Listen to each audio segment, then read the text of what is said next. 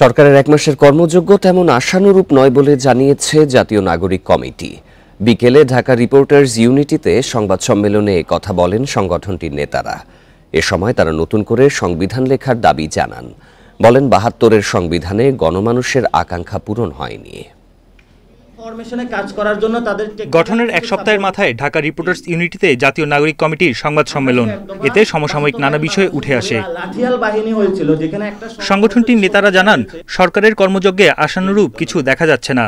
তবে সংস্কার কাজ শেষ না হওয়া পর্যন্ত সরকারকে কোনো সময় বেঁধে দিতে চায় না সংগঠনটি।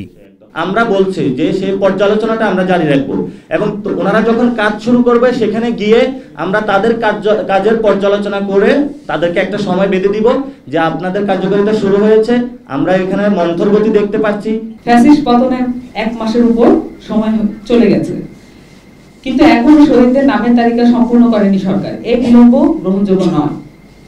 অনেকে আহত আছেন যারা সুচিকিৎসা পাচ্ছেন না। নতুন করে সংবিধান লেখার দাবি জানিয়ে নেতারা বলেন, এর জন্য প্রয়োজনীয় সব সহায়তা করবেন তারা। ছাত্র রাজনীতির ভবিষ্যৎ নিয়েও কথা বলেন তারা। আমরা মনে করি যে ৭১-এর যে অভিপ্রায় ছিল সেটা পরিস্ফুটিত হয় না। এটা একদলীয় একটা দলের বা বাকশালের ভিত্তিতে সংবিধানটা লেখা হয়েছিল। তাদের মাধ্যমেই যে জনরায় আসবে, সে রায়ের মাধ্যমে আমরা একটি নতুন সংবিধান লিখব, যে নতুন সংবিধানে বাংলাদেশের সকল মানুষের যে আকাঙ্ক্ষা রয়েছে সেটা থাকবে। গণ অভ্যুত্থানকে প্রশ্নবিদ্ধ করতে মাজার ও ধর্মীয় উপাসনালয়ে হামলা এবং মব জাস্টিস চলছে বলেও দাবি করে জাতীয় নাগরিক কমিটি।